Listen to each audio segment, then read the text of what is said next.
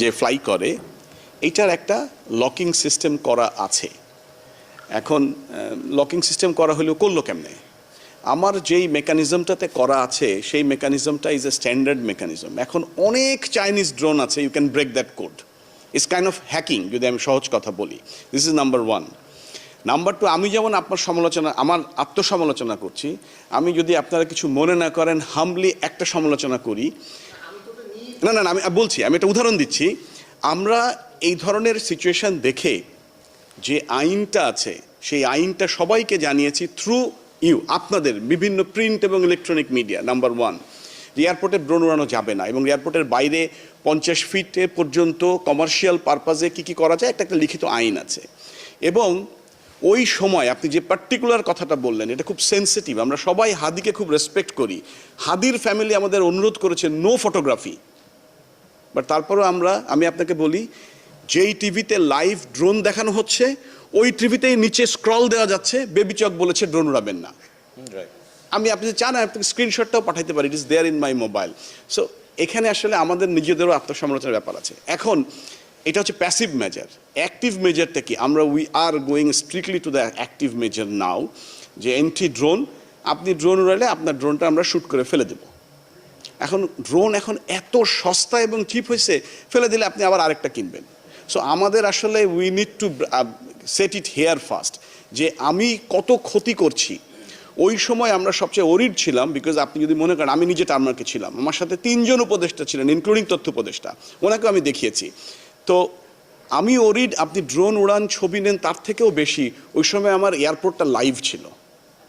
So যদি কোনো এয়ারক্রাফটের সাথে লাগতো, আপনাদের এই ছোট্ট একটা কারণে হয়তো 300 থেকে 400 লোকের জীবনটা একটা ডেঞ্জারের মধ্যে পড়ে যেত, আর দেশের রেপুটেশন তো বাদই দিলাম। সো এই জিনিসগুলা দরকার, আরও বেশি সচেতনতা। আমি অ্যাক্টিভ মেজারে কিছু করতে পারবো, বাট প্যাসিভ মেজার যেটা সচেতনতা, আইনের প্রতি মানা, এই জিনিসটা না হলে আসলে কখনোই ফুলপ্রুফ হবে না। বাট আমরা এন্ট্রি ড্রোন সিস্টেম আমরা এই বছরই প্ল্যান রেখেছি আমাদের প্রকিউরমেন্ট প্ল্যানে, যে আমরা একটা কঠিন এন্ট্রি ড্রোন সিস্টেম আমরা ইনকর্পোরেট করতে যাচ্ছি for the at least Dhaka airport প্রথমে। না থ্যাংক ইউ। আজকে অনেক মিডিয়া আছে, সবাই জানলেন, একটা এসছে সেই জন্য আজকে কিন্তু আমি খুব একটা চ্যালেঞ্জ টাইপের কথা কিন্তু খুব একটা বলি নাই সাধারণত, বিকজ প্রথম ওয়ার্কশপ আমরা আমাদের নিজেদের সাথে ওরিয়েন্টেশন হই, জ্ঞান হই, এইটাই।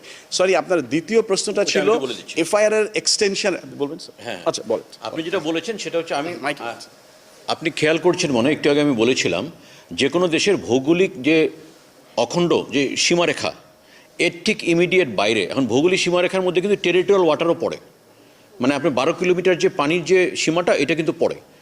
এইটুকু হচ্ছে আমার অখণ্ড ভূসীমা, এটা আমার একদম, এর মধ্যে আমার পুরোপুরি কর্তৃত্ব আছে, কারো নেওয়ার সামর্থ্য নেই এখানে। এর বাইরে যে অংশটা আমি বলেছিলাম এটা কিন্তু ইন্টারন্যাশনাল এয়ার স্পেস, এটা কোনো দেশের না। আমার যেরকম সমুদ্র, আমার দেশের দক্ষিণ দিকে একটা অংশ পর্যন্ত এটা আমার, আমি দাবি করতে পারি, কিন্তু আকাশসীমার ব্যাপারটা হচ্ছে আমার এইটার বাইরে যে আকাশসীমাটা ইন্টারন্যাশনাল। এখন এখানে কে সার্ভিস দিবে? যার 3টা ক্ষমতা আছে, এখানে কমিউনিকেশন ইস্টাবলিশ করতে পারবে, যোগাযোগ ব্যবস্থা, এইখানে সার্ভেলেন্স করতে পারবে, নজরদারি রাখতে পারবে র্যাডারের মাধ্যমে, এবং এখানে সে সার্চ অ্যান্ড রেস্কিউ, উদ্ধার যে কাজটা এবং এই যে নিখোঁজ হয়ে গেলে তাকে যে খুঁজে বের করাটা, এই কাজটা সে করতে পারবে। এই সক্ষমতা যার আছে, এই 3টা সক্ষমতা যার আছে, সে সার্ভিস দেবে। আমাদের ঠিক ইমিডিয়েট দক্ষিণে সার্ভিস দিচ্ছে, একটা অংশ দিচ্ছে মিয়ানমার, একটা অংশ দিচ্ছে ভারতেরই 2টা এফআইআর, কলকাতা, একটু কিছু দূর দক্ষিণ দিকে গেলে তখন হচ্ছে চেন্নাই।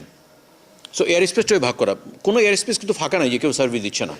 এখন আমরা যে প্ল্যান করছি যে ভবিষ্যতে আমরা ওখানে আমাদের সার্ভিসে দিতে চাই, ইস্টাবলিশ করতে চাই, আমাদেরকে সেই সক্ষমতাটা অর্জন করতে হবে যেটা যারা বর্তমানে সার্ভিস দিচ্ছেন তার সমান অথবা তার চেয়ে ভালো। অনলি দেন আমরা আইকাউতে গিয়ে ফাইট করতে পারবো যে এয়ার স্পেসটা আমাকে দেন ওনার কাছ থেকে, নাহলে ওনারা কেন দিবে আমাকে? কারণ উনি তো ওখানে রেভিনিউ পাচ্ছেন। I think you are clear. December যেন এটা ম্যাটেরিয়ালাইজ করা যায়, তার জন্য যতটুকু চেষ্টা করে সবটুকু আমরা করবো। বাট ফ্র্যাঙ্কলি স্পিকিং, যদি আমি বলি, যে পর্যন্ত চুক্তির স্বাক্ষর না হয় সেই পর্যন্ত একবারে 100% নিশ্চিত বলাটা ঠিক হবে না। বাট আমাদের সমস্ত চেষ্টা আছে। আর আমার এক ভাই যে বললেন যে কবে নাগাদ চুক্তি হতে পারে, আমার বিশ্বাস হয়তোবা অগাস্টের শেষে অথবা সেপ্টেম্বরের প্রথম সপ্তাহে আমি আশা করছি চুক্তিটা হবে। চুক্তিটা হয়ে গেলে তখন আমাদের যেটা প্ল্যান, থার্ড টার্মিনালটা 16 ডিসেম্বর যদি উদ্বোধন হয়, উদ্বোধন পরবর্তীকালীন সময়ে এটা কখনো অপারেশন বন্ধ করা যাবে না।